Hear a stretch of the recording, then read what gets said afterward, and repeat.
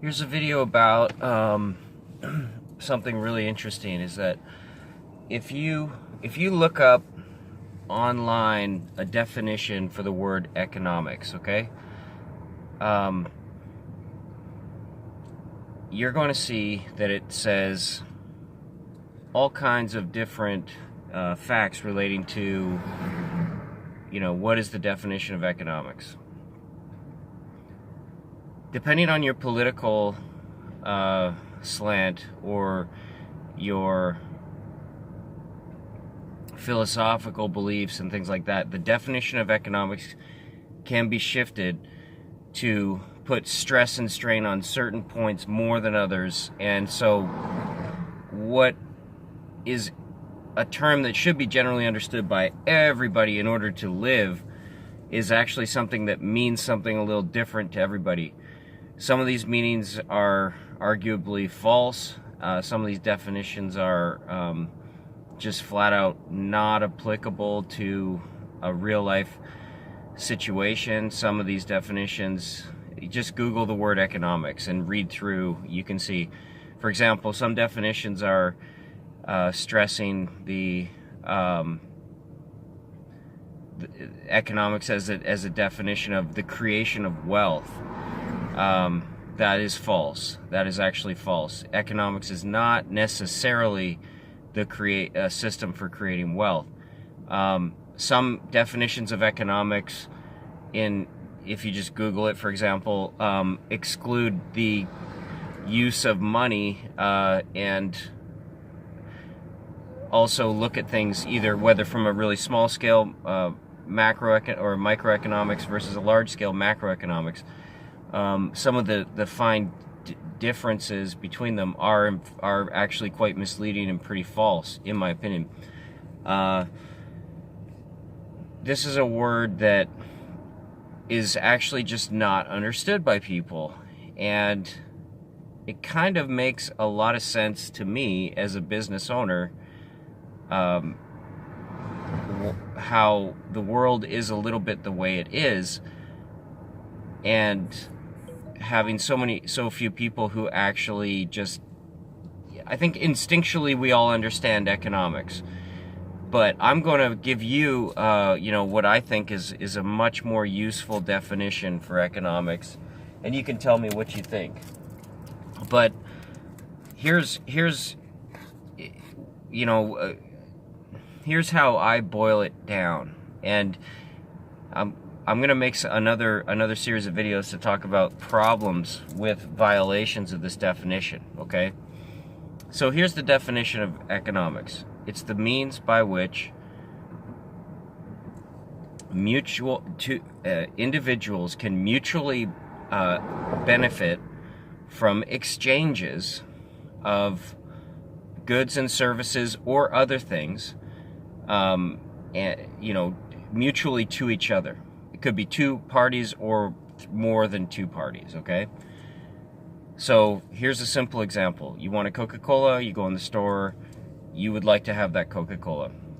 You have to give the store owner something that is acceptable to him. And for the most part, money is the most acceptable thing. And so money is a symbol, okay, that represents goods and services that have been produced and or exchanged, or it is a symbol that represents the ability to acquire future goods and services that will be produced into the future, that benefit mutually all parties involved and assist. And those products, obviously, if they're terrible products, obviously they're not going to be assisting the survival of both parties involved. So they have to be good products. And when that's why so when money is no longer a symbol of the goods and services that are available within a society, you have what's called speculation. Okay, speculators are those people who seek to take, who seek to take and be the benefit and be the benefactor of a one-way exchange and give nothing back in exchange for this, okay? Speculators are not actually contributing to the production of goods and services in the society, okay? This should tell you a lot about Wall Street and the cryptocurrency space. A long time ago in America, it was the dream of somebody to, own a company and, own his own house and, work for a company and own his own house and have a picket fence and all that kind of stuff. That dream came true to the degree that it represented goods and services that he could provide for that company out into the environment that were realistic, that people really wanted, that they would buy. Nowadays, if you look at the cryptocurrency space, you have a bunch of characters who are basically thinking when Lambo. They're thinking, what can I get with giving back very, very little, okay? And when there's enough speculation in a society, now banks speculate, okay?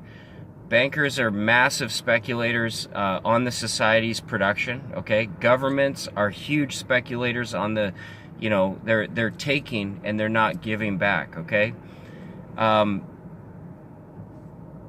When the societies, when the number of speculators within the society starts to grow to the point where those who are producing goods and services and actually doing those vital functions, to make the society actually function, when the speculators outnumber the actual producers, you get into all kinds of trouble. So I'd like to point out that when you see a situation in the world that doesn't make sense, you can sort of here's the definition of economics. It's people agreeing to mutually exchange for the benefit of both people mutually, right? It's one person giving one thing and taking back something else in exchange, and both people are happy. This is economics, okay? Economics is not hoarding or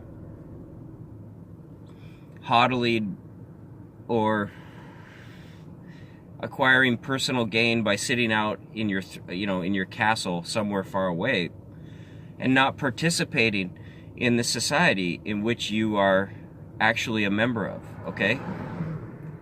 There's different philosophies that, and I'm going to talk about them in different videos, but I'm going to talk about capitalism in terms of how capitalism brings exchanges to the mark or to the people, and when capitalism is really good and when it's ineffective, and socialism and the way that socialism brings exchanges,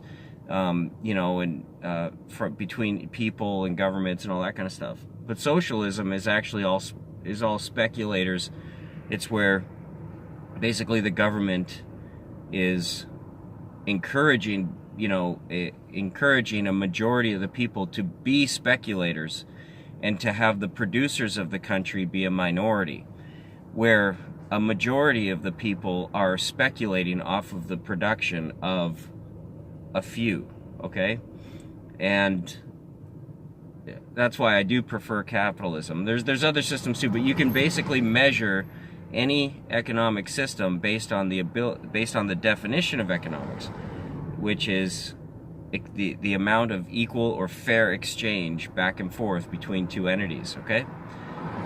Alright, I just wanted to say this. I just wanted to make a video regarding this because there is so much confusion out there for other people, I feel that without this definition, a person would remain permanently lost and unable to figure out.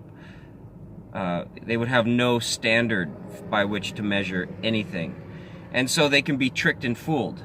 They can be tricked and fooled and told that some pie-in-the-sky economic system is going to actually function and be viable. Part of the definition of economics also contains this concept, is that there's sustainability. And sustainability means survival for both parties, okay? It doesn't mean you win and you're the king and you dominate the other person. You know, that's going to actually end up harming both people in the long run. So fair economics also has this, so it, first of all, number one, has exchangeability. It's agreed upon by both parties, or whatever parties, right? And there's a mutual sustainability factor where it has to be able to be continued for a desirable amount of time into the future. I'd love to hear what you think. Please respond. Thank you very much. Have a good day.